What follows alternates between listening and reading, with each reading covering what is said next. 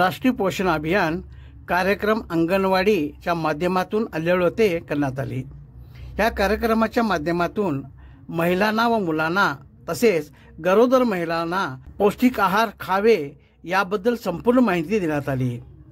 फळे व पालेभाज्या खाल्ल्याने शरीरामध्ये रोगप्रतिकारशक्ती वाढते। गर्भवती महिलाने याचे सेवन करावे याबद्दल संपूर्ण माहिती देण्यात आली व घरी स्वच्छता राखण्याबद्दल माहिती देण्यात आली। त्यावेळी गावातील अंगणवाडी शिक्षिका ऐश्वर्या संजय पाटील, रेणुका कोलकार सिस्टर, शुभांगी शिवाजी पाटील, आशा कार्यकर्ते, मनीषा नावले या कार्यक्रमाला उत्तम प्रतिसाद मिळाला। कोंदा टीव्ही, ब्युरो न्यूज, चापगाव। Magu